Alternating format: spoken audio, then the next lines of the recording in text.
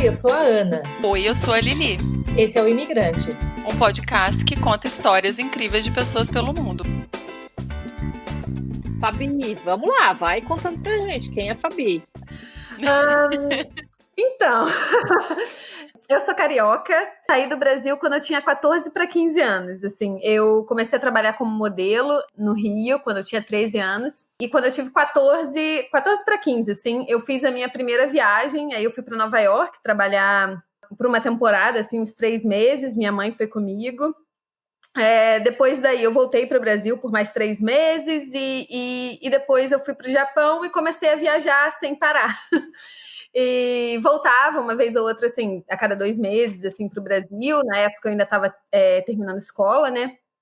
Então, mas aí depois, quando eu fiz 16, terminei o 2º grau e aí comecei a viajar sem parar. Aí, assim, até uns meus 23 anos, assim, eu trabalhei como modelo, assim, direto. Eu entrei na faculdade em Portugal, me mudei para Portugal. Quando a gente pergunta para as pessoas, a gente sempre tem essa tendência de falar o que a gente trabalha, né? Uhum. Eu queria que tu contasse pra gente, assim, ó, quem é a Fabi pessoa? Teus sonhos, o que tu gosta de fazer, o que tu faz nas tuas horas de folga, né? Porque pra gente tentar fugir uma coisa que a gente está muito ligada a uma profissão, né? Exatamente. Bom, eu adoro viajar. Acho que é a primeira coisa, assim, que eu acho que é o que eu gosto de fazer. E gosto bastante de viajar. Agora eu tô morando na África, então para mim é uma coisa super nova, assim, é uma coisa que eu não tive, enfim, não tinha muita experiência no continente antes. Adoro uma praia, apesar de ser bem branquinha. Coisa boa. É uma carioca meio falsa. Adoro música brasileira.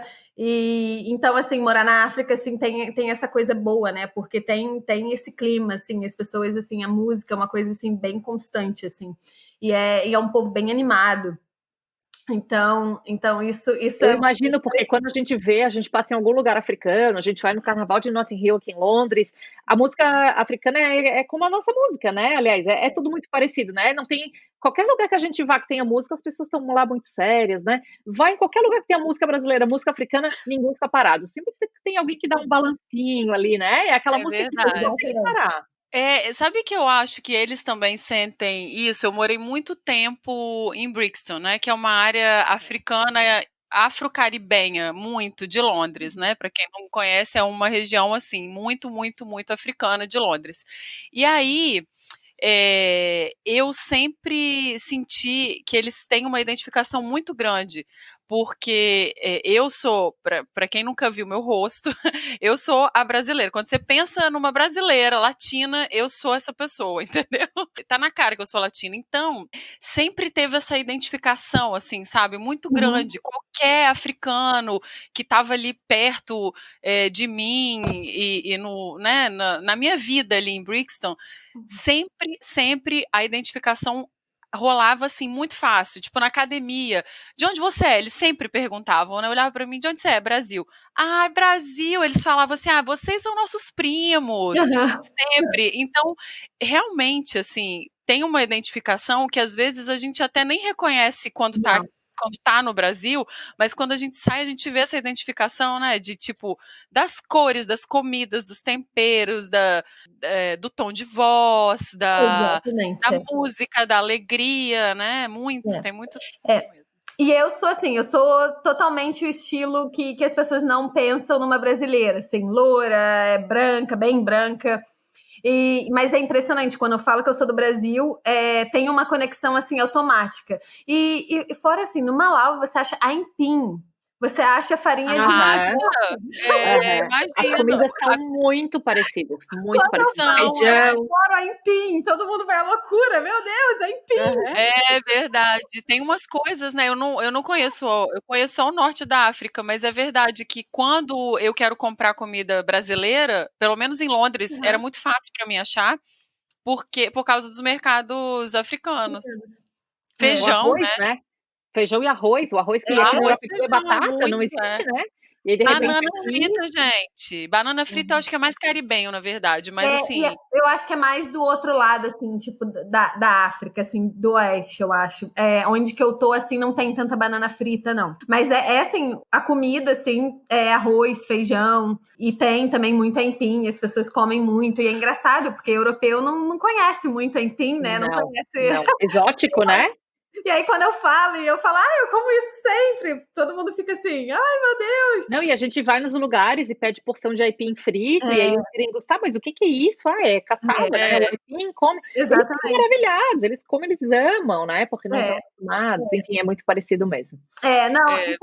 Então tem essa identificação, assim, que a gente acha quando a gente está no Brasil. Eu acho que a gente não tem esse relacionamento, assim, não vê essa conexão, assim, tão óbvia.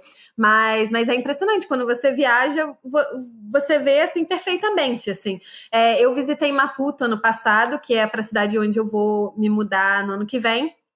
E eu me senti, assim, no Rio. Rio, uma versão, assim, menor. É claro que tem, enfim, foi colonizada pelos portugueses e tem toda essa influência portuguesa, se fala português, então já automaticamente tem essa conexão. Mas é impressionante, assim, eu me senti, assim, no Brasil. E ainda mais na época, assim, eu estava morando na Etiópia, que é completamente diferente dos outros países africanos, é um país que nunca foi colonizado e tem uma cultura, assim, bem particular.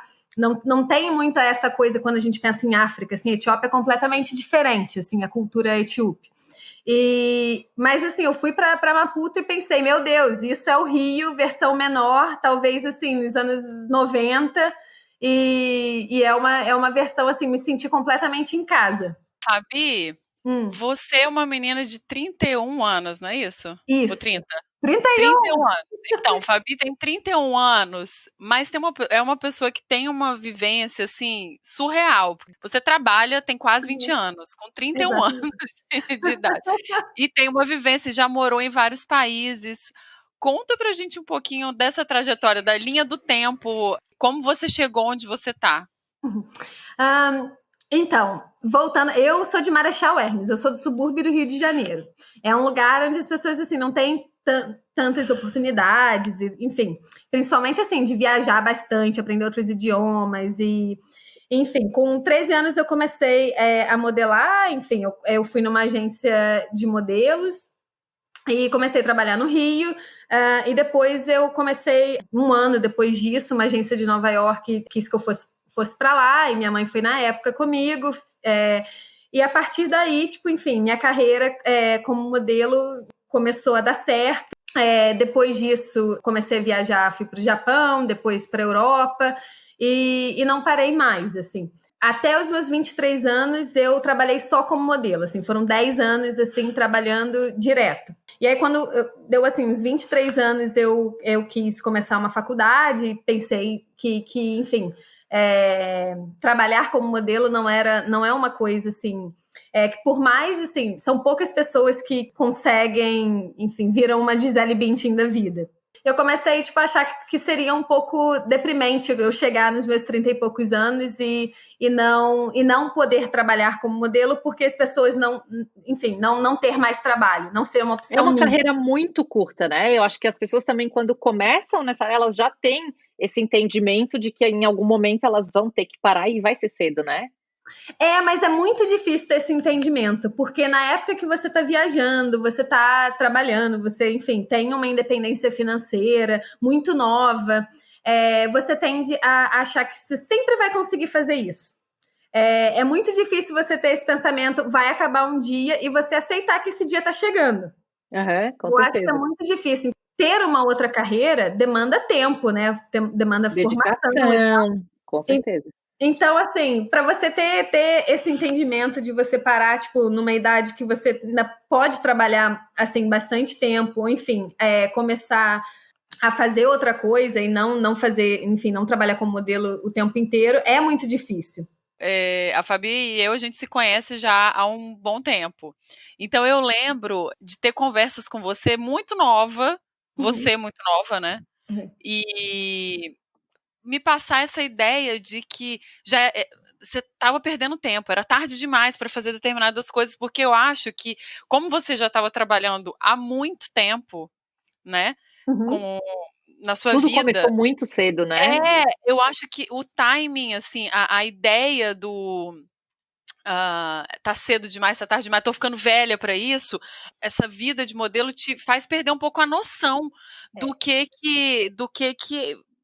velho, o que é novo, e na real nem existe isso de velho, você pode recomeçar, entendeu? E tá aqui eu e a Ana, né, que recomeçamos carreira já tantas vezes e numa idade que, de repente, as pessoas podem achar que é velho, eu recomecei com 38 anos, em outro lugar, e tantas pessoas que a gente conhece, então eu acho que, né, isso muda um pouco, assim, essa né, é muito doido isso, de você a nossa percepção é completamente distorcida da realidade, assim, enfim, do resto do mundo. Porque, assim, você pensa bem, quando você tem 22 anos, uma agência te diz, quando você vai para os castings, que é, tipo, quando você vai, enfim, para algum estilista ou fotógrafo e ele vê, tipo, todos esses modelos para escolher quem vai fazer o trabalho que tá lá. Falam pra você, não diz que você tem 22, diz que você tem 18. Enfim. Olha. Caraca! Uma coisa que, assim, você tem 22 anos, é muito velha pra ir pro Japão e tal, porque eles gostam de modelos bem novas e tal. Então, né, quando você tem 22, você acha, meu Deus, sabe? Já sou uma vovó. Loucura, né? Essa diferença na percepção das coisas, né? É claro que, assim, hoje em dia, assim, muda. Você vê modelos, assim, trabalhando com 30 e poucos, 40 anos. Tudo muda, assim, né? Mas na época que eu comecei em 2003 a trabalhar como modelo. E comecei a viajar, acho que era 2005, assim, 2004 para 2005. Então, naquela época, assim, não tinha Photoshop como tem hoje, né? Então, era muito mais assim, você tinha que estar muito bem e tinha mais essa pressão também, porque eram pessoas assim, os fotógrafos eram muito bons, as modelos tinham que ser muito boas, você estudava poses, assim, quando você ia na agência e tal, você fazia uma foto e você tinha, sei lá, 12 poses, 20 fotos, porque não tinha câmera digital, assim, na época que eu comecei foi a transição, assim, então eu peguei alguns trabalhos que era assim, você tinha 20 fotos, uma tinha que ficar boa para ir para revista. Então você ficava 2 horas parada, maquiador vinha, cabeleireiro vinha. E com o tempo, com Photoshop, enfim, câmera digital, ficou muito mais fácil, né? Porque hoje em dia você monta, enfim, você pega o corpo daqui. Então, isso também deu uma mudada nesse conceito também de idade. Hoje você vê que há modelos muito mais velhas e continuam trabalhando. Então, acho que isso também mudou um pouco, assim, da época que eu comecei. Mas é claro que para mim tinha muito essa pressão e para mim isso era muito óbvio, assim, enfim, eu sempre quis fazer outra coisa. Então conta como que, né, você estava contando como começou e que você quis fazer faculdade e tal, conta pra gente. Eu sempre gostei de estudar, assim, e na época, assim, eu vi isso como uma boa oportunidade, assim, para juntar um dinheiro e aprender outros idiomas, viajar. Eu sempre gostei, assim, muito de viajar. Na verdade, quando eu comecei a viajar, eu nem sabia que eu gostava de viajar. Era tão automático, eu acho, né? Arruma mala, hoje tá aqui, amanhã viaja pra lá, mora aqui, mora lá.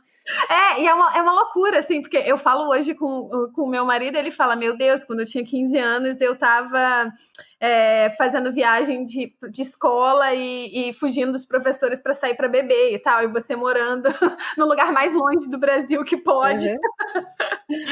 E descobri que eu gostava muito de viajar. Desde quando eu fui para o Japão sozinha, minha mãe falava, você não tá com medo? E eu falava, não, eu quero viajar, eu quero conhecer o Japão. Então foi meio que automático, assim, essas coisas de viagem, só que eu sempre gostei de estudar e sempre vi que era uma coisa assim, eu gostava de trabalhar como modelo, para mim era uma coisa que me proporcionava muita coisa boa, mas não era uma coisa clara, assim, na minha cabeça que eu não faria por muito tempo, que eu queria outra coisa. E então, todo ano eu falava assim, desde os meus 18 anos, eu falava assim, esse ano é meu último ano. E aí eu lembro que o meu... A Lili provavelmente escutou muito. Esse ano eu vou aposentar, achava tão engraçado. Esse ano eu vou aposentar, a menina de 20 anos, tá bom. 20 anos. Eu falava todo ano. E o meu booker, na época, que é a pessoa que gerenciava minha carreira e tal, assim, que cuidava, assim, de onde eu iria e tal, ele é um grande amigo meu, mas aí ele sempre colocava lugar novo que eu não conhecia pra ir. Mas e Israel? Você não conhece Israel? Por que não passar uma temporada em Israel? Demais, gente. Vai lá ganhar o dinheirinho, né? Vai conhecer Israel e ganhar nessa brincadeira, quantos países que você morou e quantos países você visitou? Eu não tenho esse número, assim. Não tem. Que eu visitei... coisa boa, sabe nem quantos países morou, Jesus.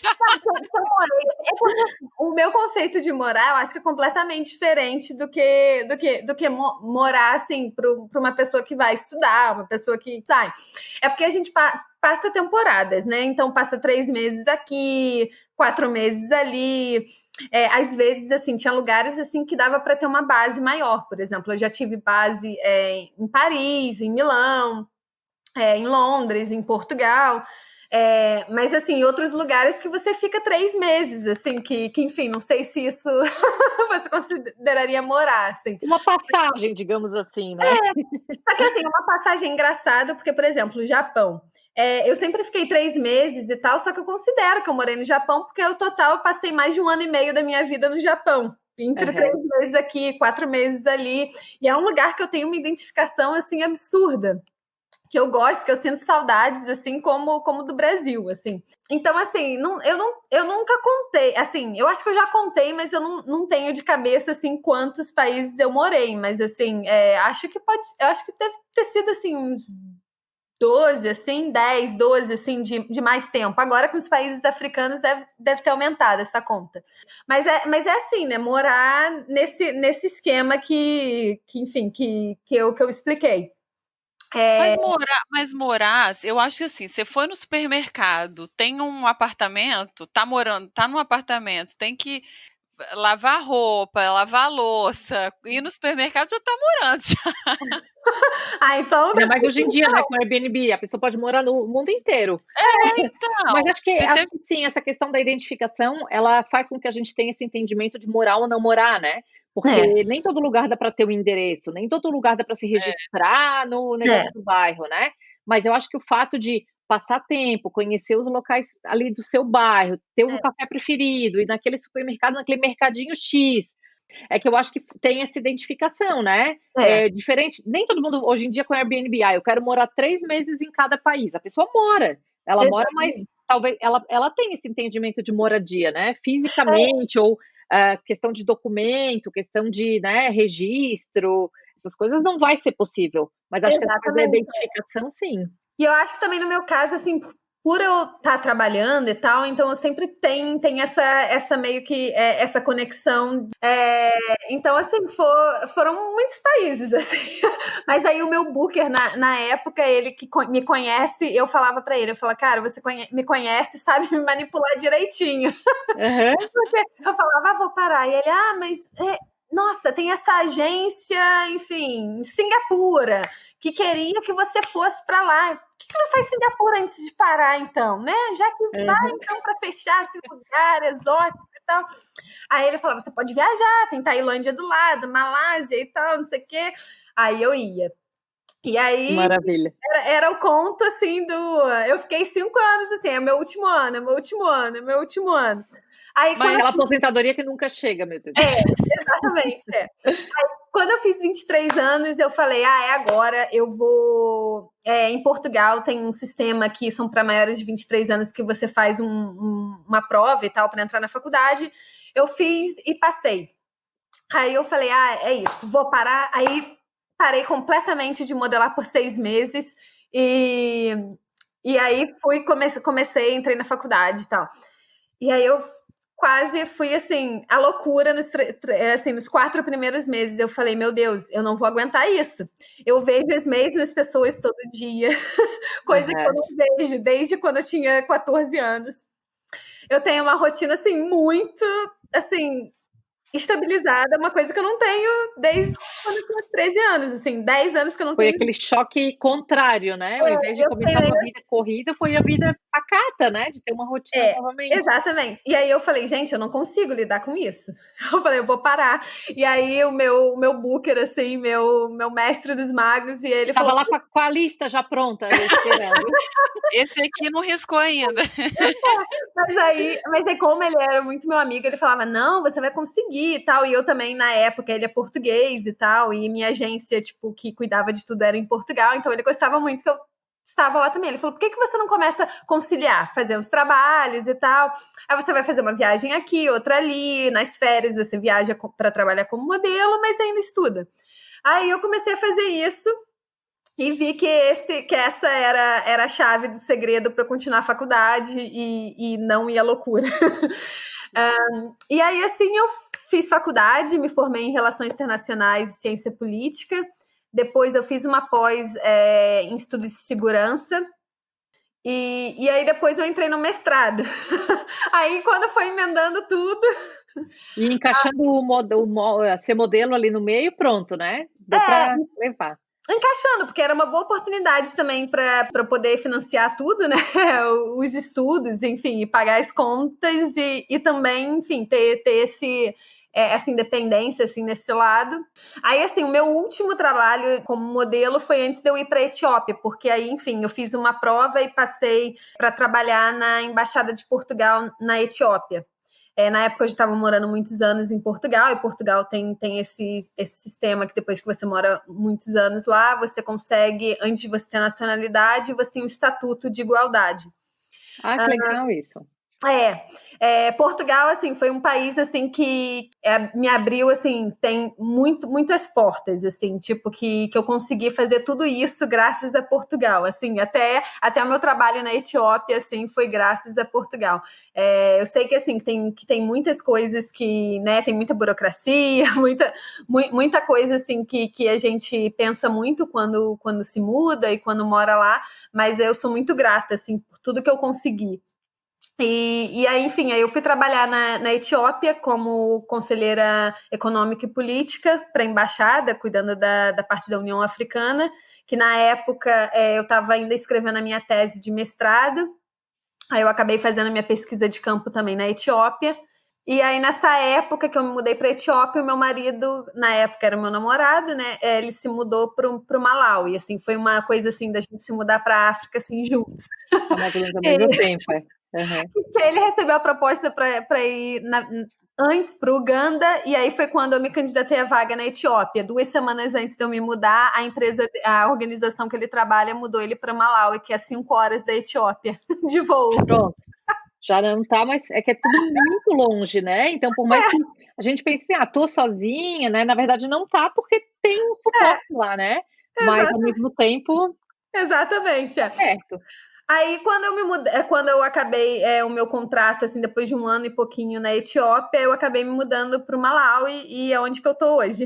E aí vocês estão o quê? 1 hora de distância, mais ou menos, hoje, Não, então? a gente mora junto, no mesmo país. Vocês já estão morando juntos. Ótimo. É um legal, milagre. então. Até casou, olha. Eu me mudei no Malawi, no meio de uma pandemia. Olha que loucura. Gente. Eu e ele sozinhos no Malawi. Nós Mas olha, estamos essa vendo aí a aliança, ó. A pandemia veio para fazer muita coisa ali, né? Vamos lá, ou vai ou racha, ou casa ou separa, né? A gente está vendo um mundo de muita dualidade, né? Tá vivendo um tempo que nunca ninguém imaginou, né? Exatamente. Então, gente... Mas aí agora a gente vai se mudar para Moçambique, ano que vem. Ele já vai agora em janeiro e eu vou, acho que em março ou abril. E tô esperando a vacina aí pra ir pra Moçambique também, gente. Que é isso? Tem que lá visitar, ó. Fabi, muito esperta, casou na pandemia, não precisa chamar ninguém. Achei ótimo. Fácil, não né? precisa gastar. Investe no anel e no vestido e tá ótimo. Eu sou brasileira. Não, e assim, eu fiquei noiva na pandemia. Ele vinha pro Reino Unido, ia buscar anel e tal. Só que aí foi tudo cancelado por causa da pandemia. Malawi fechou os aeroportos por 6 meses, fechou de março até setembro. Ninguém entrava, ninguém saía. E aí ele falou, vou te pedir em casamento, sem anel, sem nada. E aí começou a passar mês, entra mês, sai mês, e nada do aeroporto reabrir. E aí, vamos casar logo? Então vamos. Pronto, agora para terminar, temos um homem pelado. Mas ainda aqui bem que também. entrou de toalha, poderia ser pior. Exatamente. Ou melhor, gente, que ele é bonito. De podcast que não dá pra ver. Vida real é isso, um bebê dormindo, um homem pelado, que beleza. Daqui a pouco entra a mãe aqui. Então, Mas, tudo na minha vida é meio assim, sabe? É meio que, uma coisa vai puxando a outra e vai acontecendo, e aí, enfim, sair de Marechal para ir para Moçambique. Então, eu ia te perguntar mesmo, qual tu achas que foi a tua maior conquista? Claro, né? Agora conversando assim, eu já tenho uma ideia, mas qual tu achas que foi a tua maior conquista nesses 16 anos como imigrante? Como imigrante? Bom, eu virei portuguesa em outubro. Então, é claro que isso, né, é uma grande conquista, principalmente quando você mora muitos anos num país, assim. E, infelizmente, eu ainda tô na vida de vistos, né, porque agora, depois que eu virei loucura isso, né, gente? Consegui todos os direitos. Aí saiu o Brexit, sim. Aí eu me mudo para um lugar que eu ainda, né, que ser portuguesa não adianta nada. Mas eu acho que isso foi, assim, uma grande conquista, assim, de saber que você... ainda mais, assim, eu que tenho uma história, assim, muito, muito próxima, assim, de Portugal. Eu viajei para Portugal a primeira vez em 2007 como modelo e voltei todos os anos e depois, enfim, fiz faculdade e, enfim, foi o lugar que realmente foi a minha base, assim, por muito tempo. E tanto como modelo, assim, que era, né, meus amigos, assim, minha agência lá foi sempre tive um contato muito grande com eles. E depois, assim, nessa fase, assim, que eu estudei e depois que eu comecei a trabalhar numa outra carreira, tive uma proximidade, assim, muito grande e eu acho que virar portuguesa, assim, foi uma coisa, assim, que assim, boa, assim, foi meio que um reconhecimento, sabe? E é uma coisa que, enfim, eu vou manter pro resto da minha vida. E do outro lado, assim, eu acho que só o fato, assim, de todos os lugares que eu já fui e ter esse sentimento, assim, de voltar, como eu, enfim, passei temporadas em vários lugares e tal, eu tenho esse sentimento de chegar num lugar e me sentir em casa, assim, e ser muito fácil de me adaptar e aprender outros idiomas, assim, eu acho que foi uma coisa que eu jamais imaginei quando eu saí do Brasil, assim, pela primeira vez. E eu acho que é uma grande conquista, assim, de saber de onde que eu saí, enfim, onde que eu tô, e espero conquistar muito mais. Com certeza. Nossa, mas é uma história maravilhosa. Muito legal mesmo. Eu acho que esse negócio de adaptar é engraçado, né? Todo mundo que a gente conversou com 3 pessoas aqui, mas a Ana faz um monte de entrevista, um monte de live e no Instagram convive dela. Com muita gente, né? A gente viaja muito, todos nós, eu né? acho que todo mundo isso, muita gente. Exato, que mora, né? E eu acho que isso é um ponto chave do imigrante. Todos somos muito adaptáveis, porque eu acho que não dura, né? A pessoa que não é adaptável, o que não é um problema nenhum não ser, mas é que essa vida não é para quem não se adapta fácil, né? A gente tem um gosto pela mudança mesmo, né? Mas aí que tá, é porque a gente tem que se adaptar, né? Quem não se adapta volta e vai viver sua vida ou não, né? Ou quanto a gente fica em crise também. Pensa assim, a volta para sua raiz, não necessariamente o Brasil, né? Mas vem com uma expectativa talvez muito maior ou não vem com aquela coisa de deixar acontecer e acaba que a pessoa vem com uma expectativa específica que não se cumpre ou o prazo não se cumpre, porque tem gente que tem muita pressa e acha que morar fora também tudo é muito fácil, muito rápido, e não né? A gente vê foto dos outros, a gente vê muita foto bonita, né? As mídias sociais estão aí bem para enganar mesmo, mas a vida real é muito diferente, né? E quem não se adapta volta para casa. E eu acho que me incomoda muito também pessoas que vivem e tudo é uma comparação. Porque há coisas melhores, há coisas piores do que no Brasil, mas assim, pessoas que vivem fora, enfim, com uma mentalidade, vivendo tudo que acontece no Brasil, enfim, vivendo uma vida no Brasil também, eu acho que não é uma forma de viver, não é uma forma saudável de viver. E eu acho que essas pessoas acabam não conseguem morar tanto tempo ou moram infelizes, assim, fora.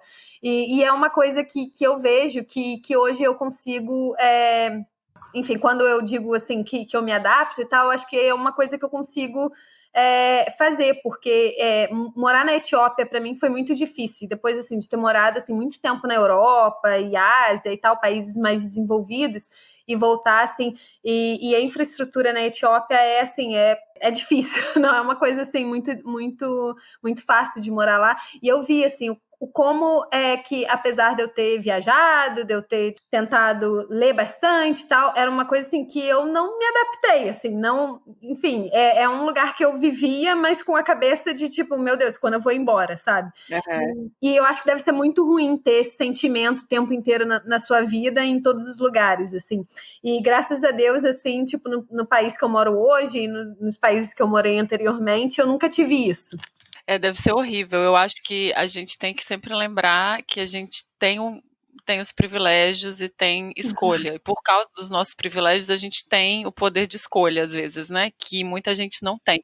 Então, eu vejo e vi muito, ao longo dessa vida fora do Brasil, muita gente vivendo sem escolha. Não é que a gente sempre tem algum tipo de escolha, mas a outra opção era muito ruim. Então era melhor sofrer onde a pessoa estava, odiando aquilo, mas tendo um mínimo e vivendo uma vida um pouco mais digna, do que voltar para o Brasil ou ir para outro lugar e não ter esse mínimo, sabe? Então deve ser horrível essa sensação, sabe? Eu nunca tive também, a gente sempre pôde escolher, né? Não, eu ia fazer uma pergunta sobre a questão da crise de identidade, né? São 31 anos de idade, então novinha, tanta coisa que já fez, tanta coisa que estudou, tanta coisa, tanto país que já passou, né? Mas hoje, né, acredito, 31 anos, saiu do Brasil com 14, 15, então é exatamente na metade da tua vida, né? Exatamente. Em algum momento, aquela crise de identidade, assim, de onde sou, acho que, claro, a gente não perde as nossas raízes, mas ao mesmo tempo a gente não tem raízes, né? E ainda mais sendo no teu caso que metade da vida já está morando em outros Mais países. Uma de toalha. Mais uma de toalha. Temos um desfile de toalha. Desculpa. Então, crise de identidade acho que é o tempo inteiro, né? Eu acho que esse é o problema de quem mora fora e cresce fora. Porque eu acho que eu não me vejo morando no Brasil, e quando eu volto, há várias coisas, assim, que me incomodam, assim, em termos, assim, enfim, qualidade de vida e tal, e é uma coisa que eu não me vejo mais, mas ao mesmo tempo eu sou bem brasileira, assim, em várias outras coisas, sabe? Então sempre, eu acho que é uma coisa que eu vou morrer sentindo, né? Aquela coisa, eu acho, do coração sempre dividido, né? Quando a gente mora fora, a gente sempre tem o coração dividido, né? Tá aqui, às vezes, mas queria estar lá. E quando tá lá, não, mas eu queria estar em outro lugar. Então, muito complicado lidar com essa dualidade, né? Exatamente. Eu acho que o ideal, assim, para amenizar esse sentimento é achar que você sempre pode mudar. E achar que, enfim, um dia se a coisa apertar muito, quem sabe eu não vou morar uns anos no Brasil. E eu acho que hoje o trabalho que eu tenho e que o meu marido tem também, a gente tem essa flexibilidade, tem essa coisa, essa opção, assim, talvez, enfim, a possibilidade de encontrar alguma coisa em algum outro lugar. E eu acho que esse é o melhor remédio para mim, assim, quando eu começo com as minhas crises. E eu penso, ai, meu Deus, como eu queria estar em casa. Mas, ao mesmo tempo, quando eu tô lá por muito tempo e fico uns meses, eu penso, ai, meu Deus, morar aqui ia ser muito difícil para eu me readaptar. Eu acho que é difícil a gente se sentir pertencente, né? Ao Brasil. Exatamente, mas por outro lado, eu acho que também com a idade você aprende a viver feliz e bem com o que você tem, assim, no momento que você tá. E eu acho que talvez o meu maior segredo é pensar assim, que daqui a alguns anos, enfim, eu vou mudar para algum outro lugar. Sim, sempre pensando no próximo a gente lugar. falou, eu e a Ana falamos muito sobre isso em alguma das nossas conversas, que o que me fez ser mais tranquila em relação a isso, essas mudanças, é saber que eu posso mudar. Porque depois que você muda 1, 2 vezes, você vê assim, gente, isso aqui pode ser para sempre, mas pode não ser, a gente nunca sabe. E aí, quando a gente tem essa tranquilidade de que a mudança é a única coisa, a única certeza que a gente tem, que as coisas não são estáticas, você relaxa um pouco, eu acho, né? E fica bem, sabendo que, né, não tem aquele desespero de, né, ai, não vou fazer isso mais, não vou, né, ver a minha família mais, ou não vou nunca mais ter essa experiência, não é verdade.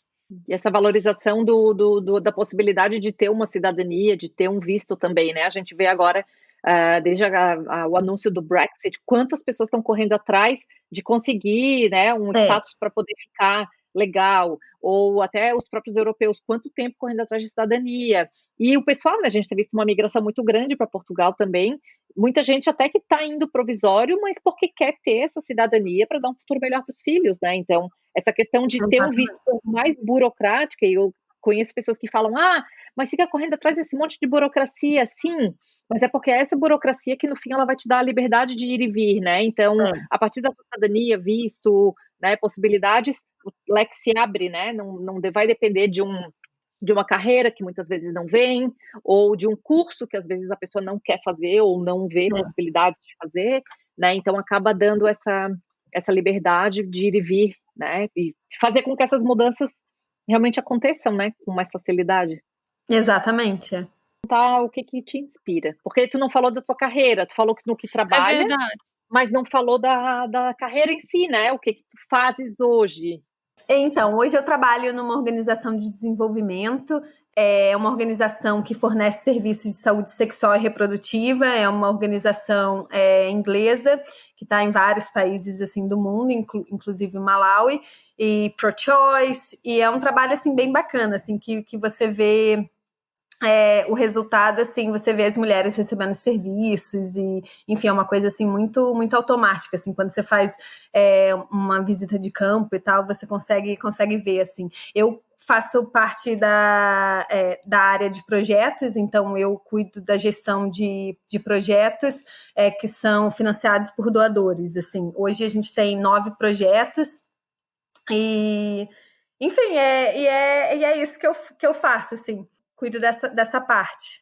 Para quem está escutando a gente, que talvez não tenha ficado muito claro, dá para detalhar um pouquinho mais, porque quando a gente fala saúde reprodutiva, projetos, ONGs, é uma coisa muito ampla, né? Para quem não está nesse meio. Tem como dar uma esmiuçadinha, assim? Bom, nós temos alguns projetos, assim, os principais, assim, são projetos que médicos e enfermeiros vão para áreas, assim, mais remotas do Malawi para levar planeamento familiar. Então, contraceptivo. Contraceptivo em português, Quando tu falou planeamento, é planejamento familiar? É porque planejamento familiar, é planeamento. Imaginei. Ai, meu Deus, que horror! Que daí fica mais fácil de entender o contexto, né? Planejamento familiar. Eu sempre achei esses brasileiros que moram muito tempo fora e falam, esquecem palavras e tal, mas... Estudou em Portugal, ou seja, aprendeu a falar português de Portugal. É verdade. Planejamento familiar, exatamente. E fornece serviços, então tem também rastreamento de câncer de colo e útero, enfim, tudo ligado a isso, e tem enfim, uma parte também que é advocacy. Como que eu falo advocacy em... Menina, nem sei também, tipo, porque não... representante? Não é algo, enfim, para mudar políticas públicas, né? Uma campanha, um lobby, enfim, que a gente faz para leis anti-abortos que tem, e na África, assim, enfim, as leis são muito, muito rígidas, assim, no Malawi, mulheres que foram estupradas nem podem ter a escolha ter ou não a gravidez.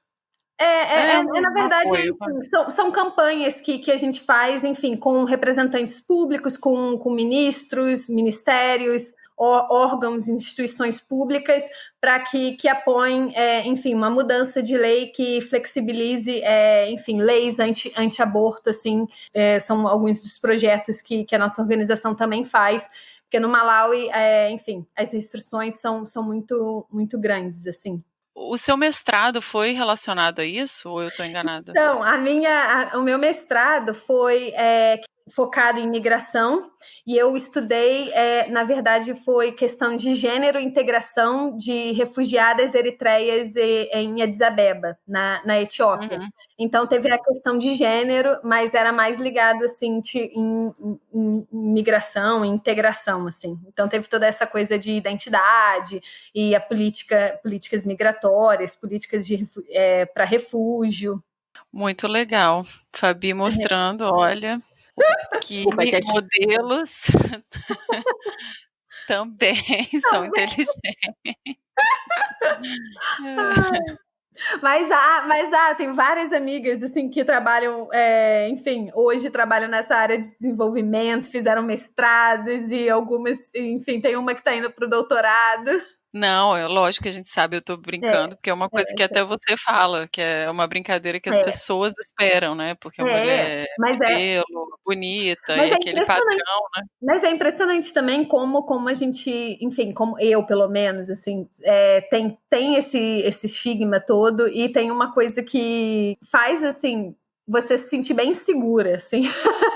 E eu acho que é uma coisa, assim, que desde quando eu comecei a estudar, eu devo ter essa síndrome da impostora. Mas é impressionante, assim, como você carrega essa coisa, assim, como tem toda essa pressão, assim, quando você trabalha como modelo, né? E é uma coisa que a gente carrega, assim, tipo, enfim, tem essa coisa, assim, hoje com o meu trabalho e tal, eu tô muito mais, assim, relaxada quanto a isso, mas é algo, quando você faz essa transição, é uma coisa, assim, que é uma coisa forte, assim, é um sentimento que bate. Mas eu acho que trabalhando como modelo, também, a pessoa que não quer estudar, ou que não tem, ou que prioriza muito o trabalho, é muito fácil dela deixar o estudo de lado. Aliás, é difícil a pessoa fazer o que você fez, entendeu?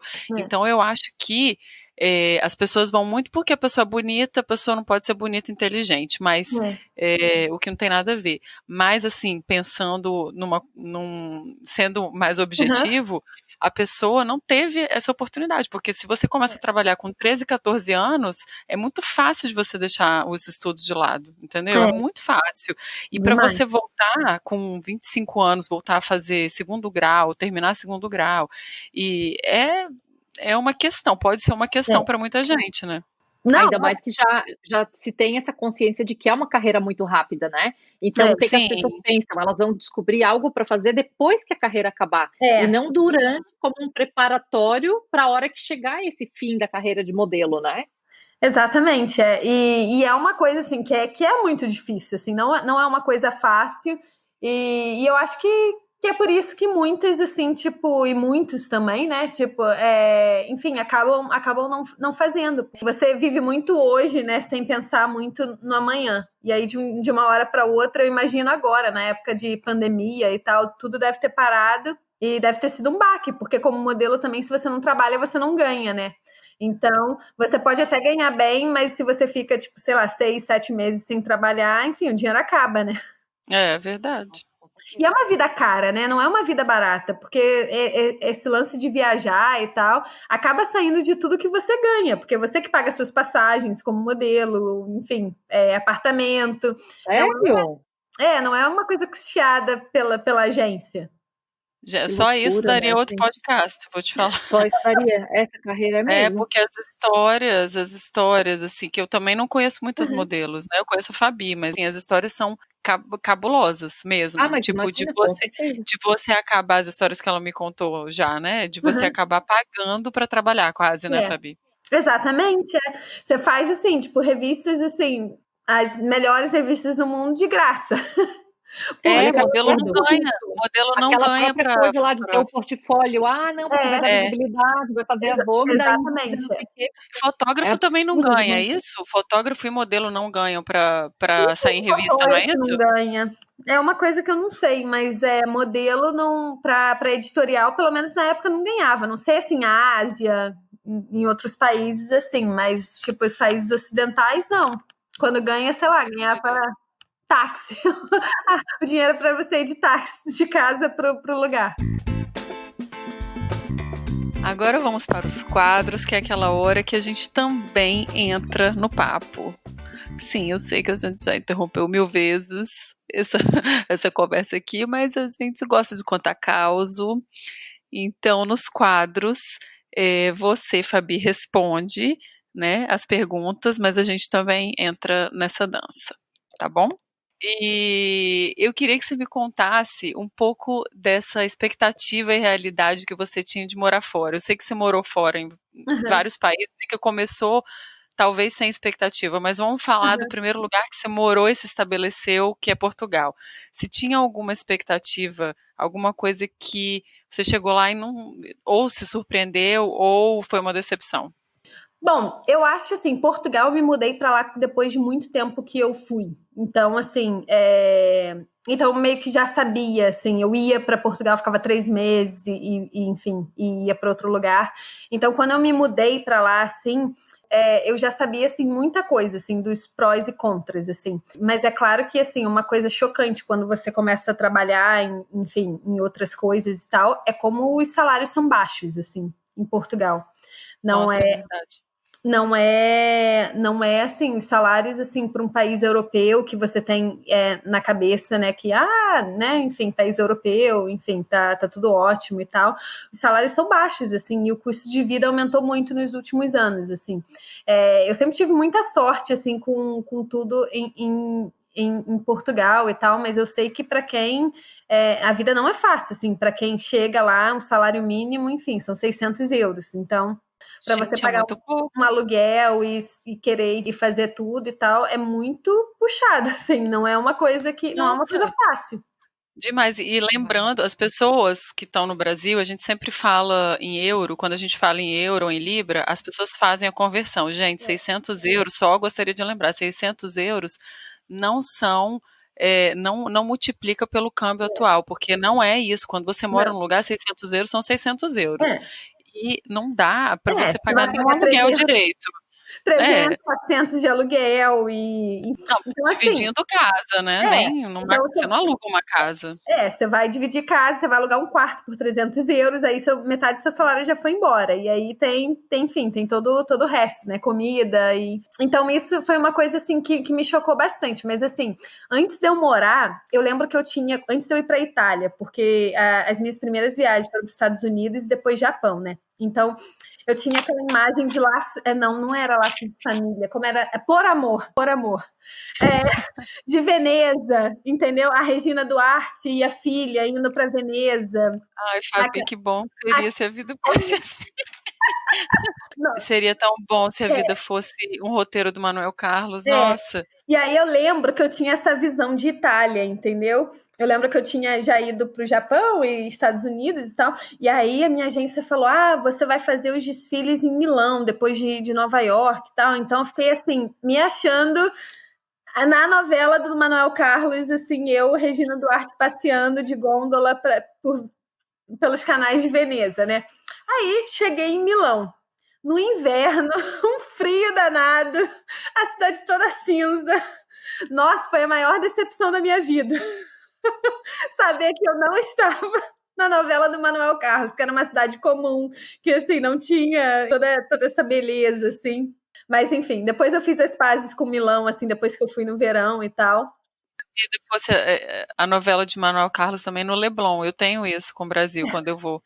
Eu falo, gente, só volto. Eu tenho uma amiga que fala, só volto se for pra voltar Helena. Eu volto Helena. Helena, saí tocando aquela musiquinha, o Sonho de Verão musiquinha sacanagem. Eu saindo do supermercado do Pão de Açúcar com a sacolinha e tocando. Se eu encarnar Helena, eu volto. Tá aí a vida de mudança, é isso aí, o sonho e a realidade. O sonho sempre tem, né? A realidade é que nem sempre acontece. Você, Ana, foi sua primeira primeira decepção a que mais me marcou, assim, mais do que todos os outros países que eu morei, assim, porque depois eu já tava mais calejada, né? Mas foi a minha primeira decepção, assim. E você, Ana, conta uma aí de expectativa e realidade de a vida fora. Tem milhões, mas... A minha expectativa sempre foi muito em aberto, assim, eu sou uma pessoa muito flexível e muito de boa, digamos assim, né? Então, claro, eu sabia que morar fora não ia ser aquelas mil maravilhas no começo, eu não falava nada de inglês quando eu cheguei aqui, mas eu sempre esperei conseguir me recolocar profissionalmente aqui. Eu sempre achei que eu fosse conseguir trabalhar na minha área de mídia aqui. Acabou que, claro, eu trabalhei, né? Trabalhei muito em outros empregos, fiz um pouco de tudo que todo imigrante faz quando chega aqui, mas eu acho que a realidade é que foi melhor do que eu esperava, porque depois de anos morando fora, eu consegui abrir meu próprio negócio e hoje eu tenho uma vida mais tranquila, digamos assim, né? Eu tenho uma carreira mais estável, eu tenho uma situação financeira estável, coisa que no Brasil sempre foi muito difícil, né? Como eu sempre trabalhei com comunicação e marketing, é aquela coisa, as empresas querem cortar verba por algum motivo, é sempre a comunicação e o marketing. Então, em algum momento, eu comecei a pensar, tá, mas espera, qual é o problema? Qual é o meu problema? Por que eu não consigo parar em emprego nenhum? Só que não, né? Era, claro, motivos externos, era perda de campanha, perda, sei lá, de eleição, então as contas políticas mudavam, saíam, e aí nesse meio tempo eu nunca conseguia ficar tanto tempo num emprego, e com isso eu não conseguia crescer profissionalmente, né? Porque todos os projetos que eu trabalhava e eu fazia, no fim, eles eram cortados porque não tinha verba, porque mudou a eleição, mudou o partido político. Então, para mim, era muito complicado não ver que eu ia ter esse crescimento profissional. Mesmo tendo estudado, sempre continuei fazendo cursos, estudando, enfim, né? Eu nunca parei, nunca fiquei estável na minha carreira. Eu sempre fiquei correndo atrás, projeto, ideia, contatos, mas não sei, não rolava. E aqui acabou que eu acabei mudando para uma área completamente diferente, mas que hoje me faz feliz. Então, é isso, minha expectativa versus realidade. Eu vou falar uma minha. A minha, na verdade, eu fui para Londres muito despreparada, gente, muito. Então, a minha expectativa era que eu ia dividir quarto, assim, em casal, sabe? Com outras pessoas. Que eu ia ter o pior emprego. Eu não tinha nenhuma expectativa de me colocar profissionalmente, porque eu fui meio uma coisa que não tinha nada a ver comigo, que era para juntar dinheiro e ir embora, sabe? Então, a minha expectativa era que ia ser muito ruim. Muito ruim. E que eu ia voltar logo. Então, eu acho que é um clássico. A minha expectativa era essa. Vou juntar dinheiro, em 3 anos eu volto. Todo mundo tem uma expectativa de voltar logo. Ninguém vai pra ficar, não, eu vou e não volto nunca mais, né? Talvez hoje em dia, mas na nossa época aí, sei lá, 15 anos atrás, não. E foi muito diferente, foi muito bom. E eu consegui alcançar coisas que eu não imaginava e também consegui. Não era o bicho de 7 cabeças que eu imaginava. Eu fiz muito trabalho ruim. Eu fiz muita coisa horrorosa. Mas assim, não dividi quarto com ninguém, não foi tão horrível quanto eu imaginava, pelo contrário. Eu acho que essa é a minha expectativa e a realidade. Tem uma pergunta que eu queria fazer também, que eu acho que se encaixa para nós três aqui. Uhum. Conta alguma curiosidade de se relacionar com um estrangeiro. Nossa! Essa eu não pensei. Surpresa. Vocês querem começar? Eu tô pensando Vai tu, também, Emiliana, casada, vai lá. Eu acho que o idioma, né, gente?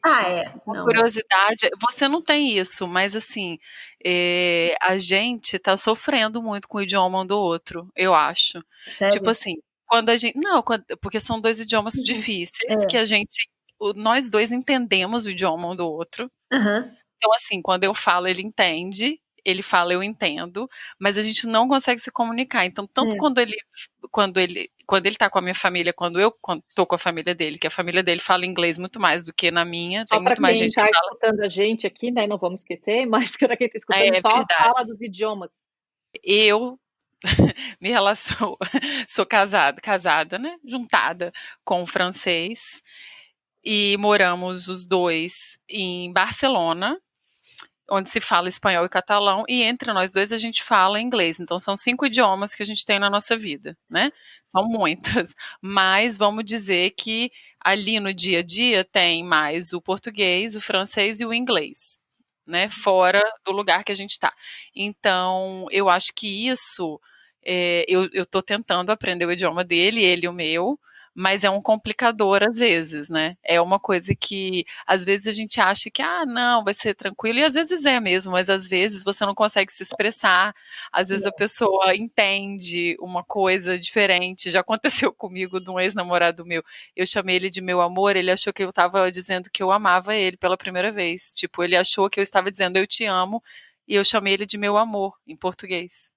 E ele entendeu errado, e falou eu também, mas eu não queria dizer que eu amava, entendeu? Eu não queria dizer eu te amo, porque não era verdade. Aí ele falou, eu também. E eu assim, eu também?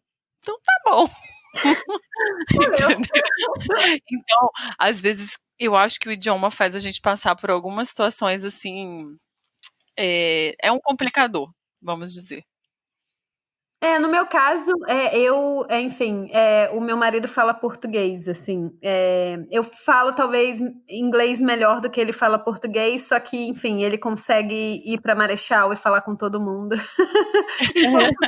fazer um intensivão, então para mim essa coisa do idioma é um pouco mais fácil, assim, só que eu vejo que tem dia que a gente fala em tudo quanto é idioma, uma frase com vários idiomas, assim, Isso acontece. É uma coisa um pouco louca.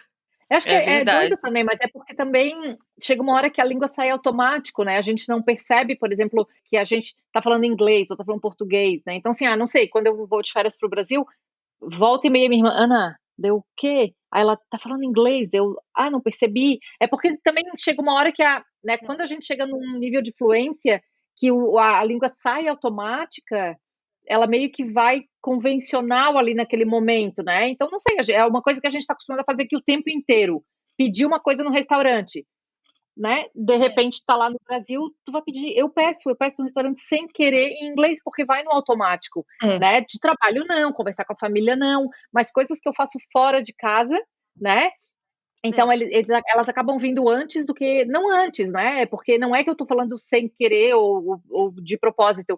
É que simplesmente acontece ali. Ela sai no automático mais do que qualquer outra coisa, né? Agora, de relacionamento, eu nunca me relacionei, eu acho, muito tempo, assim, anos, né? Nunca casei com ninguém.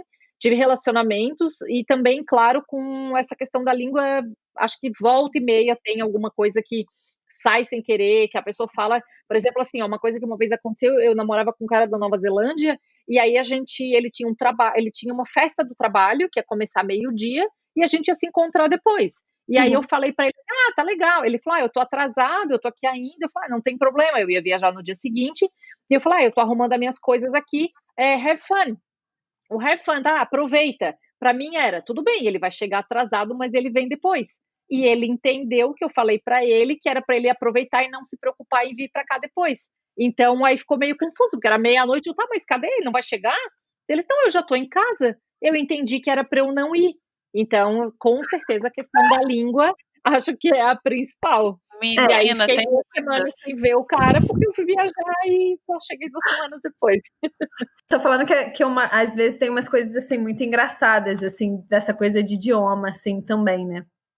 Uma vez eu tava contando uma história, enfim, que o ex-marido de uma amiga, enfim, foi pro Tibete e foi virar um monge tibetano, sei lá, foi subir uma montanha. E aí, quando eu fui explicar pro meu marido, pra família dele, eu falei, eu acho que ele ficou meio louco e foi e virou monkey. Mas aí, tipo, saiu macaco em inglês em vez de monkey. E ele, aí todo mundo, ele ficou maluco, aí todo mundo achando que ele ficou maluco e ficou fazendo como se fosse um macaco. E aí todo mundo ficou uma história muito louca, né? Eu falei, sim, ele ficou maluco, foi pro Tibete e virou um macaco. Olha, gente. As palavras têm o mesmo som, né? Aí meu marido adorou a história, foi contar pra avó, e só aí que eu realizei. Não, então, esses furos de idioma, isso é uma pergunta que eu ia fazer, então vou colocar aqui, uma das perguntas que eu tenho é exatamente sobre idioma, e uma coisa engraçada, porque eu acho que todo dia a gente vive coisas engraçadas relacionadas a idioma, né? Então, eu vou contar uma que em espanhol, o espanhol, gente, e o catalão, me faz passar muita vergonha.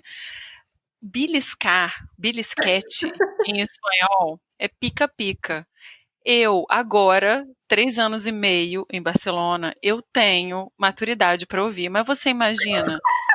Ai, não, a gente vai comer um pica-pica. Não, tem que. Eu quero, sabe? Tudo é o tal do pica, eu não aguento. Então, assim, eu não tenho a Fica pra cá, maturidade. fica pra lá, nessa Barcelona. Não, em catalão, bolsa, sacola, plástica, é boceta. Não dá, gente. Aí eu vi uma. Não dá, não dá. Então, É assim, pedir tem pro umas estrangeiro palavras. passar vergonha, né? Não tem Não jeito. dá. Tem umas palavras que eu tiro foto de coisas, de lugares, porque assim, não dá, sabe? Eu não tenho maturidade pra ouvir e fingir que é natural. Eu não consigo, sabe? Em Portugal Muito tem bom. várias dessas também. Cara, mas eu acho que a principal, essa é a minha primeira, assim, que foi nos Estados Unidos, assim, que eu lembro, que eu fico até hoje, que quando eu fui pra lá pela primeira vez, eu não falava nada de inglês. Então a minha agência me colocou num curso de inglês, assim, que eu ia todo dia de manhã. Aí, com vários estrangeiros e tal, tinha mais uns 2 brasileiros, assim, podia ter 3 pessoas da mesma nacionalidade, enfim, por turma. Aí, quando a professora foi falar o dia de pagar, né, o dia de pagamento, payday. Ai, verdade, essa aí, Payday. gente. Aí eu falava, o quê? Eu? No payday.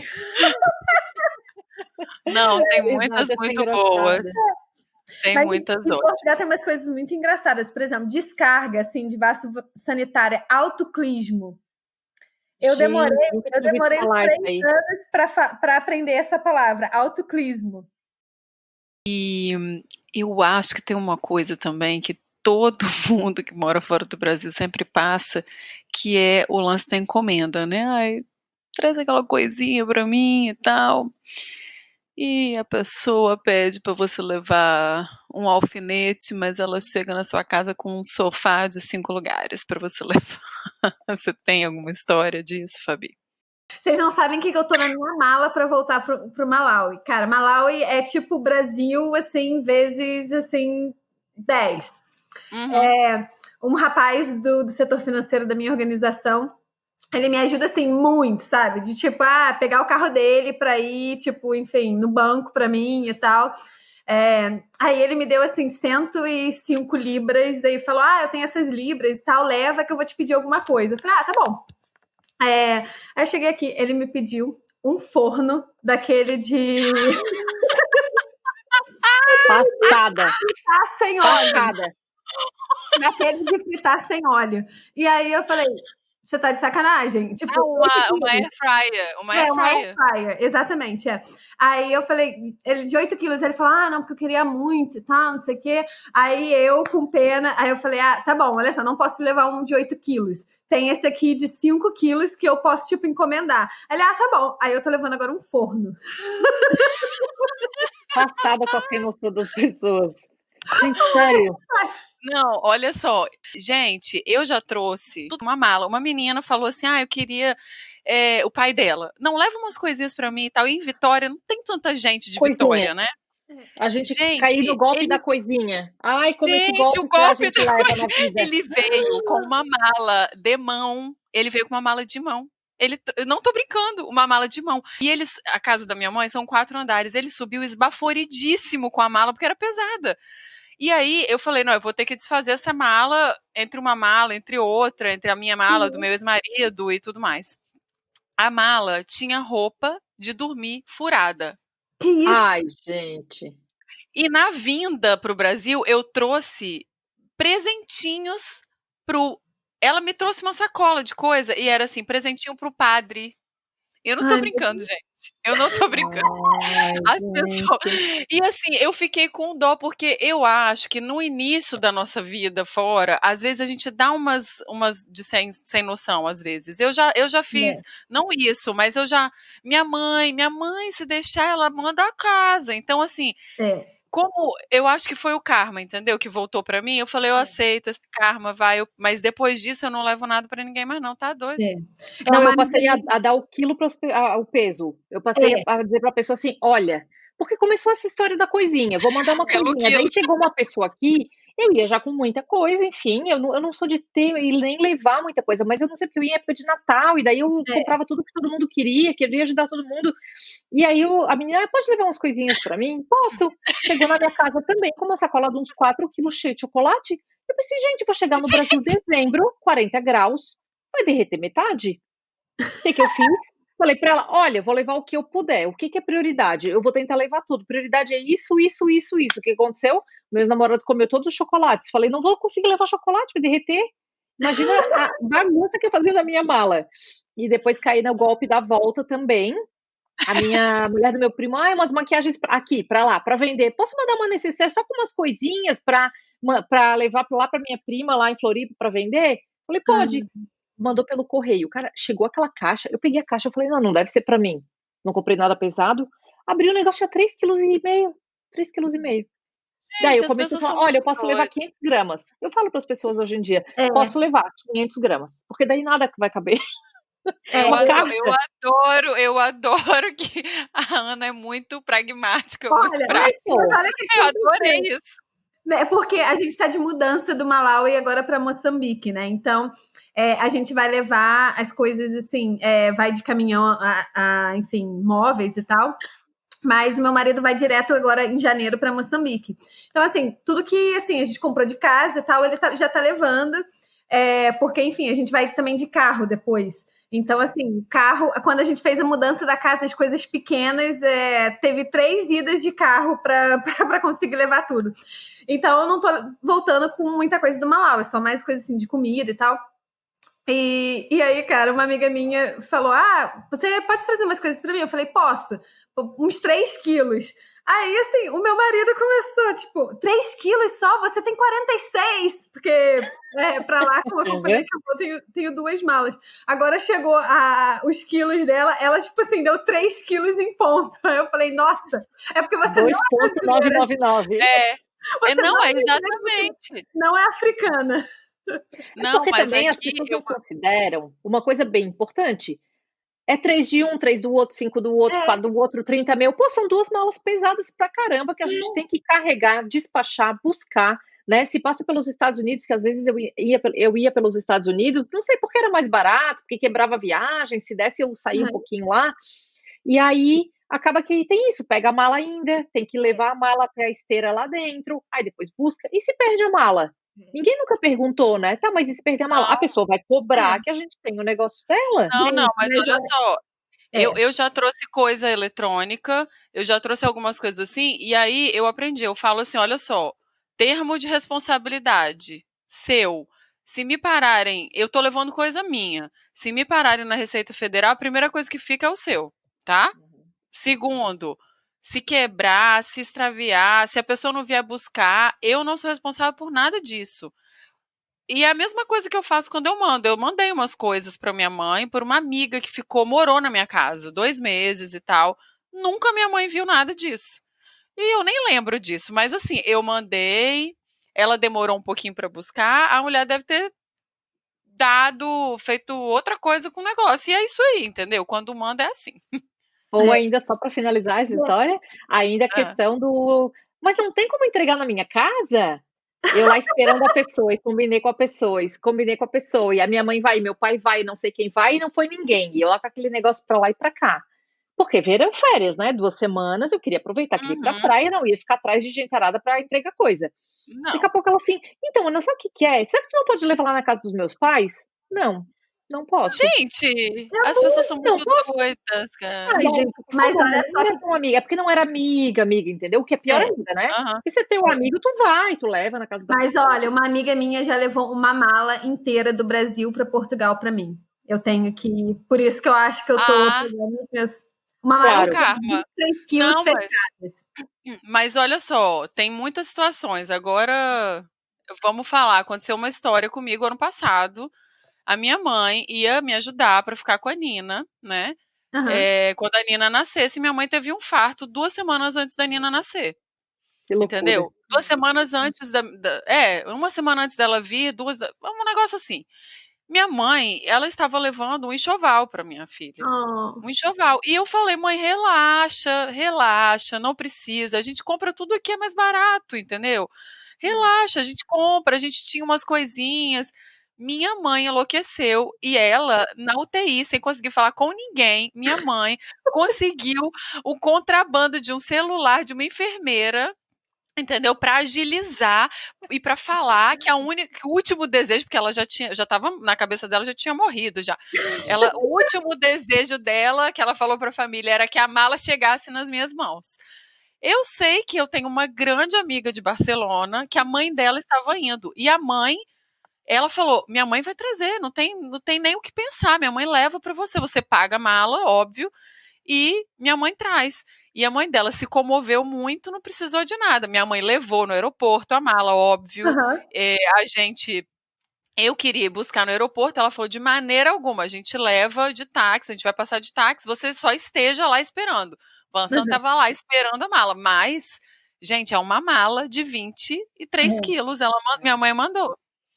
Então, gente, olha, ó, relacionado a isso, mas também tem umas loucuras. Eu já levei pra mim e para uma amiga minha um empadão da minha mãe inteiro, de empadão.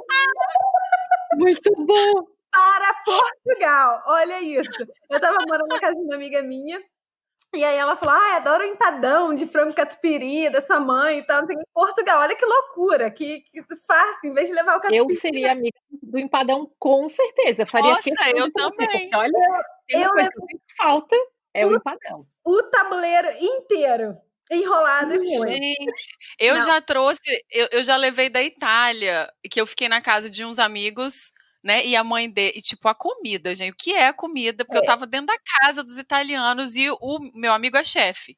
Então, assim, nossa senhora. E aí eu fiquei enlouquecida com uma massa lá que eles fizeram. Gente, a mãe enlouqueceu, que eu gostei da massa. Eu era casada na época e meu ex-marido não tava comigo. Eu falei, ele ia adorar essa massa e tal. Eu só fiz esse comentário. A mulher arrumou. Era massa fresca. A mulher arrumou a massa, arrumou uma sacola dessas térmicas, sacolinha tipo de supermercado, mais térmica. O gelinho, aquele gelinho... aquele gelinho azul. Congela, fica pronto. E eu levei aquilo no avião, gente. Gente, mas vamos combinar, né? Essa aí é a versão viajante da quentinha, porque o brasileiro nunca sai de mão vazia de uma festa, né? Depois que eu morei na Etiópia, eu vi que empadão, assim, não era nada. Porque na Etiópia, assim, é bem complicado as coisas chegarem lá, por causa, enfim, tudo chega só pelo porto do Djibouti, então é tudo muito caro, tudo que é, assim, queijo, tudo que é importado. Tipo assim, você fica 2 semanas sem conseguir achar papel higiênico direito no supermercado, tem que ir em 3 supermercados para achar, você nunca sabe o que vai ter, porque, enfim, os países que estão em volta são Eritreia, Somália, no Quênia tem, depois que chega, tipo, no porto para chegar por via terrestre, enfim, passa por uma área de conflito, então não vai. Então, assim, é outro nível, do tipo, você acha, assim, salmão congelado por 100 euros, assim, sei lá, 500 gramas de salmão. Então, assim, é uma coisa, assim, absurda. Então, assim, não importa se você é um embaixador do Reino Unido ou se você, enfim, ou se você é empregada de não sei onde. Você chega na Etiópia com uma mala cheia de comida. Mas, assim, as pessoas, eu conheci um casal que trabalhava nas Nações Unidas que levou do Brasil, assim, 30 quilos de carne, de picanha. O meu marido, que na época era meu namorado, né, vinha do Malawi, que é um país que não tem abertura para o mar, que assim, frutos do mar, são frutos do mar congelados. Eu falei, ai meu Deus, eu quero muito comer um camarão e tal, porque assim, minha coisa favorita. Aí ele virou e falou, ai meu Deus, como que eu vou levar isso? Eu falei, compra um cooler e tal, um pequeno, e coloca. Aí na época, assim, eu trabalhava para uma embaixada lá, então eu podia entrar no aeroporto até na esteira para buscar as pessoas e tal, e ninguém podia revistar a minha mala. Aí eu vejo, assim, na esteira passando um cooler azul enorme, cheio de fita adesiva.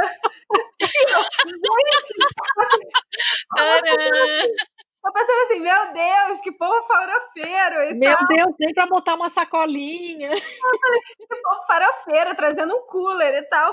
Aí, enfim, eu vou lá na parte dos vistos e tal, aí ele chega, oi, não sei o quê. Ele falou, ai, trouxe tudo que você queria, camarão, mexilhão, isso e aquilo. Falei, ai, jura? Aí na hora que a gente chega, o cooler era dele.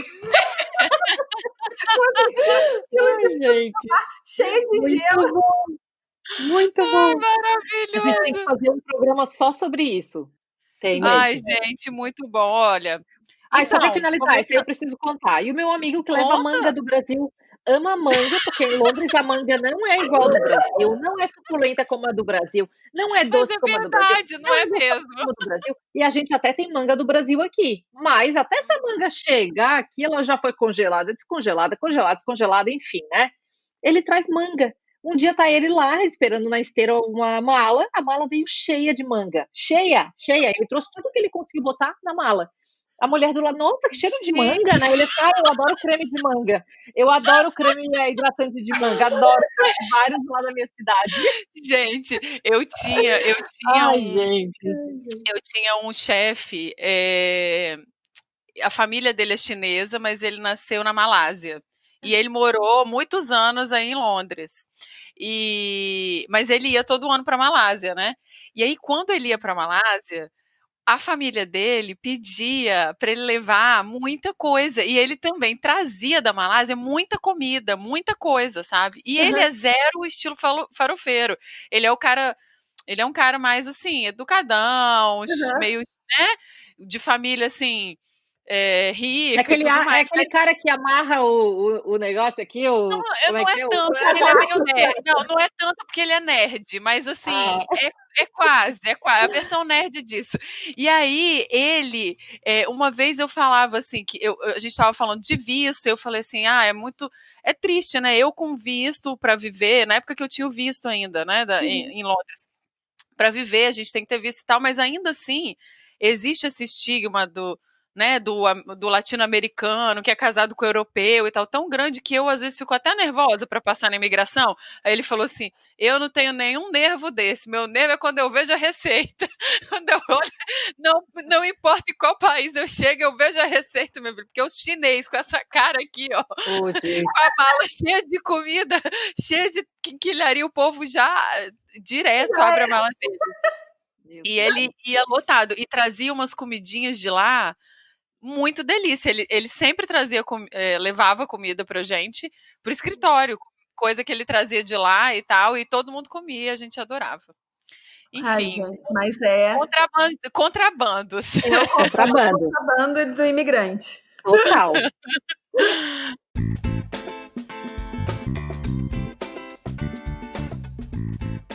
Para finalizar, é o seguinte, eu acho que a gente, a gente já não tá mais nessa fase não, mas quando a gente muda do Brasil, a gente começa a ver as coisas positivas, você tá em outro lugar mesmo, você tem que ver as coisas positivas. E aí, eu fiz muito isso, tá? Não sei vocês.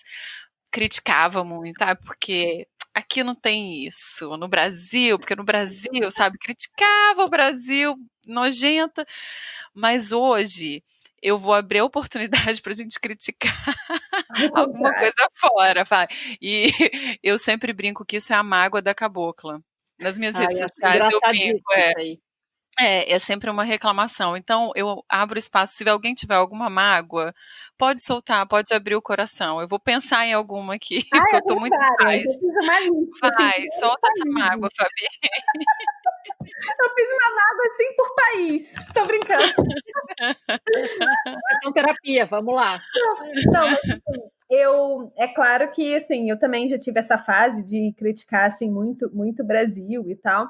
Mas é claro que assim, depois de um tempo assim, você acaba vendo, né, que há pontos positivos e negativos em todos os lugares. Assim, é mais uma forma de quais são os pontos positivos assim principais para você morar. Mas bom, uma coisa que eu tenho uma mágoa, assim, é médico, que é uma coisa, assim, que eu consegui me adaptar, sim, graças a Deus, assim, eu achei uma médica, assim, ótima em Portugal, mas, nossa, me incomoda muito essa coisa de você não ter um médico, de você ir com um médico diferente a cada consulta, sabe? Aham. Essa coisa que as pessoas, enfim, fazer, enfim, preventivo, ginecologistas, as pessoas vão a cada, sei lá, 2 anos e 3 anos. 3 até. A lei aqui fala que o preventivo deve ser a cada 3 anos. E o Brasil, na verdade, a minha ginecologista do Brasil falou que o Brasil quer implantar isso aí, que é uma das Mas próximas pelo coisas que o SUS, né? Ministério. A gente tá. Uhum. Mas sabe o que eu acho? Não, Às vezes. porque pela regra, hoje o preventivo nosso no Brasil a gente faz a cada 6 meses, né? Ai, E gente, mas é muito. cada 1 ano, eu acho, não? não Tem gente sei, que faz porque 6 meses mesmo. 6 meses, normalmente ginecologista, dentista, essas coisas preventivas, no Brasil, que eu saiba, a gente faz a cada 6 meses. Claro que depende de cada pessoa, né? Mas aí a minha médica, a última vez que eu fui para o Brasil, eu falei, não, então, né, que também tem essa mágoa da cabocla aí do médico, falei, vou na ginecologista no Brasil.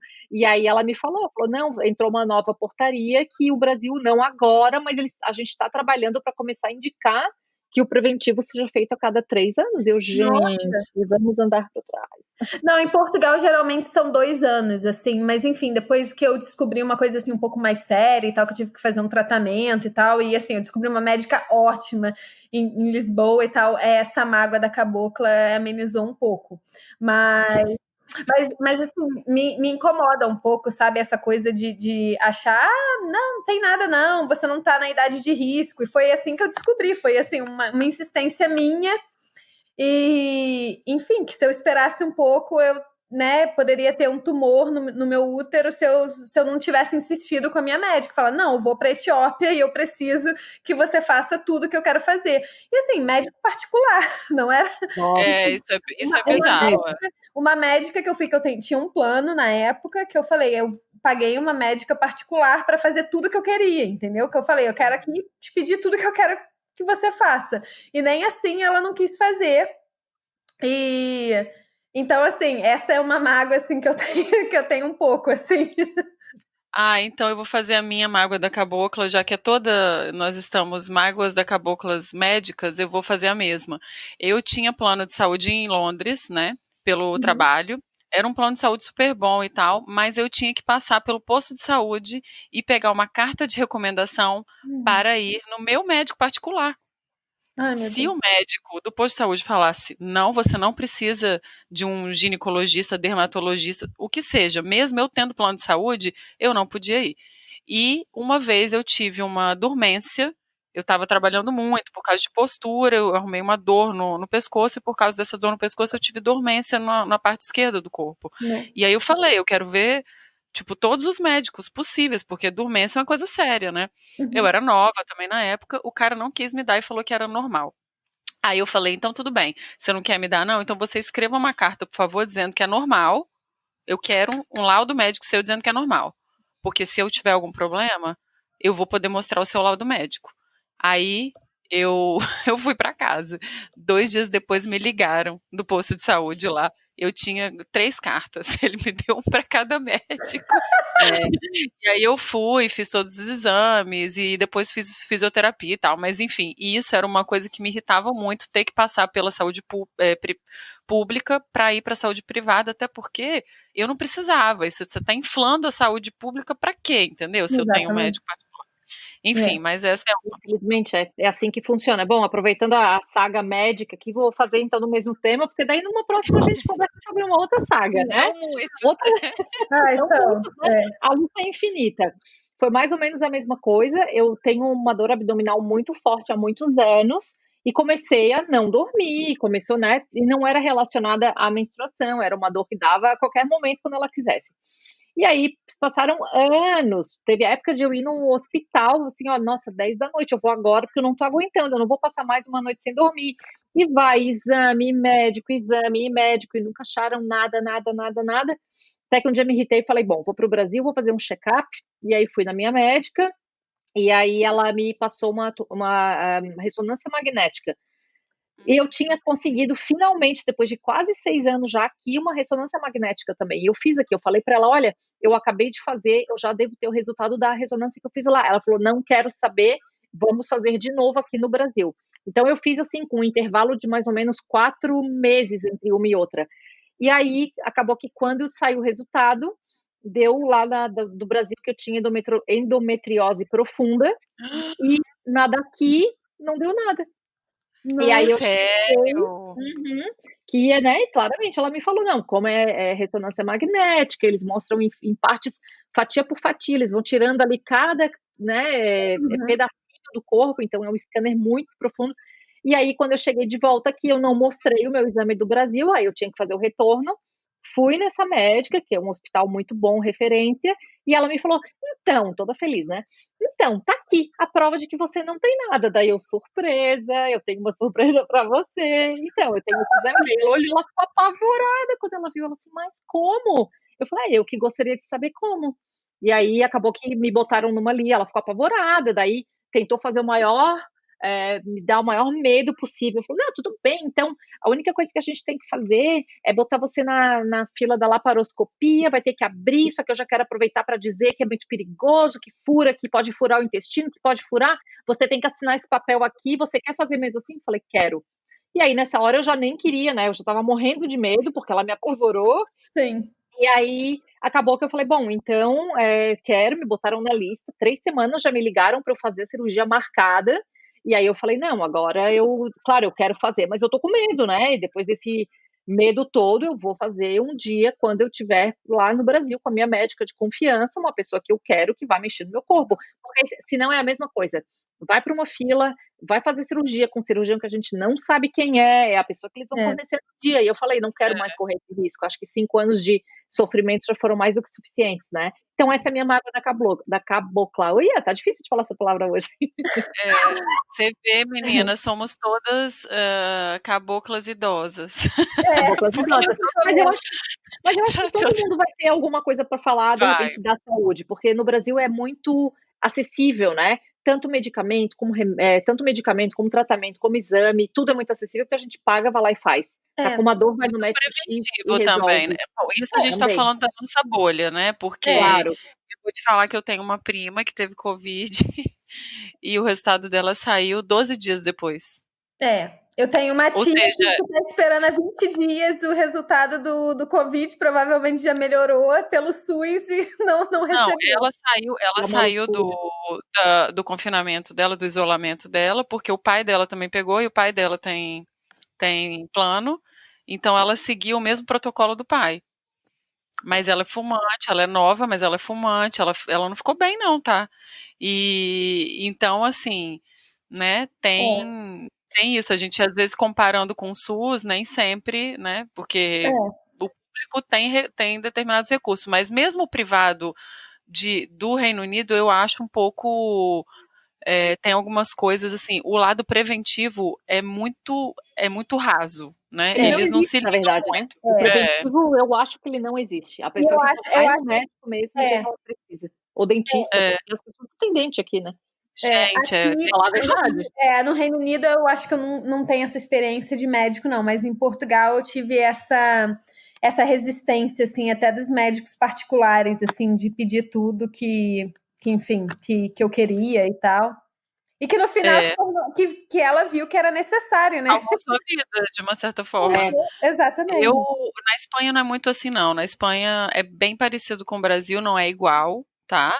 Porque eu não nasci lá e não tem muito essa coisa da referência, mas eu acho que é mais porque eu não nasci, mas é bem parecido.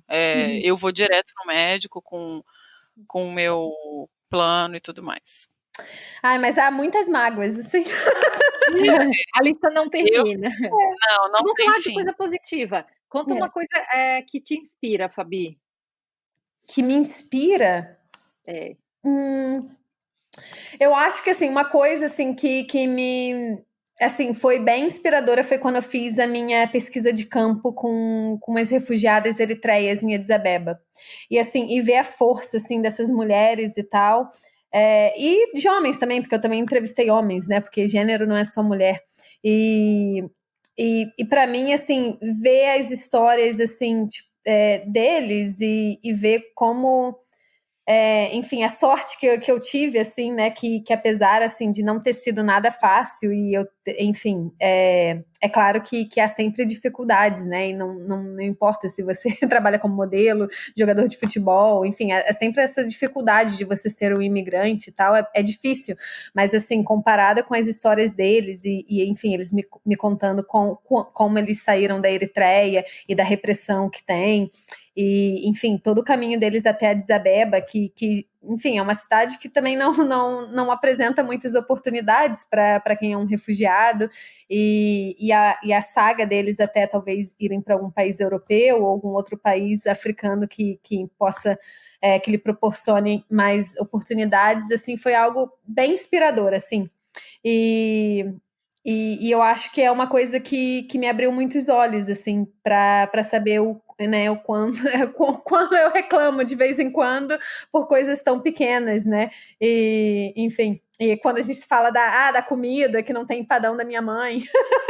Uhum. E aí você vê uma pessoa que sai, enfim, do seu país levando uma mochila e tem que andar dias até passar uma fronteira e encarar um campo de refugiados, e, enfim, e se estabelecer numa cidade que não tem nada, sem nada, é inspirador, assim, ver que essas pessoas com menos sortes do que, enfim, que não têm as mesmas oportunidades que nós tivemos, assim, é bem inspirador, assim. Fabi acabou com o quadro Mago da Cabocla. Aqui agora. Não, a gente não pode mais, não dava para reclamar. Acabou. Não, e eu queria, não sei se tem mais alguma pergunta também, Lili, mas eu queria também perguntar. Não? Só para a gente finalizar, acho que isso seria uma coisa legal para a gente fazer. Alguma série, livro, filme que tenha te inspirado ultimamente? Alguma série. Eu tô lendo um livro, assim, que é muito bom, que é sobre África, assim, conta bastante, assim, enfim, conta algumas guerras, é um jornalista, assim, que cobre conflito e tal, se chama The Zanzibar Chest. É bem, muito, muito legal, assim. E uma série agora que eu tenho, que eu vi, assim, que eu gosto muito e que faz você pensar muito, assim. Apesar, assim, de eu ter achado que a série deveria ter terminado na segunda temporada. The Handmaid's Tale. É maravilhosa. Mas assim, eu acho que já deveria ter terminado, para falar a verdade, mas assim, te faz assim, pensar assim, no momento atual, né, na direção que o mundo estava indo. Mas o livro já acabou, né? Pro livro, a série já acabou. Mas eu fiquei sabendo que ela lançou um outro livro agora, que é como se fosse assim, 30 anos depois. Deve ter, né? Ela pegou o barco do... aproveitou. Mas eu não li ainda. Da série, mas Era isso. E você? Não, você recomenda também, meu bem. Dá uma recomendação aí, falar, então, eu assisti essa semana o É Tudo Pra Ontem, o documentário do Emicida, que fala sobre a questão do racismo no Brasil. O Amarelo, né? Maravilhoso, né? Demais. Muito bom. Eu não vi. É muito bom também. É verdade, eu também vi. Então, eu tenho uma recomendação. Como eu tô muito mãe, eu tenho um livro infantil muito legal em português, porque quando eu venho para o Brasil, eu volto carregada de livro para Nina, porque é a minha contribuição do português. E a madrinha da Nina já sabe, é livro, então é quase que um livro por dia que ela ganha. E esse foi meu pedido. É um livro de uma editora meio... Não é editora independente, mas enfim, uma editora editora de uma escritora, da escritora desse livro, que se chama Princesas Escalam Montanhas. Então, é muito lindo, da Rafaela Carvalho, que é uma pessoa que eu admiro bastante, e é um livro, assim, que mostra que as meninas podem ser tudo, inclusive princesas, inclusive escalar montanhas. E a Nina está obcecada por esse livro. Obcecada. A gente tem que esconder, porque quando ela vê, ela vem, ela traz o livro e senta no meu colo e tipo assim, vai ler para mim agora. Pra ela. Então, a ilustração do livro é muito bonita. Então, é um livro incrível para crianças, para meninas, sobretudo. Que legal. Isso, meninas. Olha, foi maravilhoso. A gente nem dá um tempo passar, 1h40 de gravação. Quero ver como é que eu vou editar isso. Você tem uma história legal para contar ou conhece alguém que tenha? Tem dicas e sugestões? Entre em contato com a gente pelo e-mail imigrantespodcast@gmail.com ou pelo Instagram, @imigrantespodcast. Um beijo E até o próximo episódio.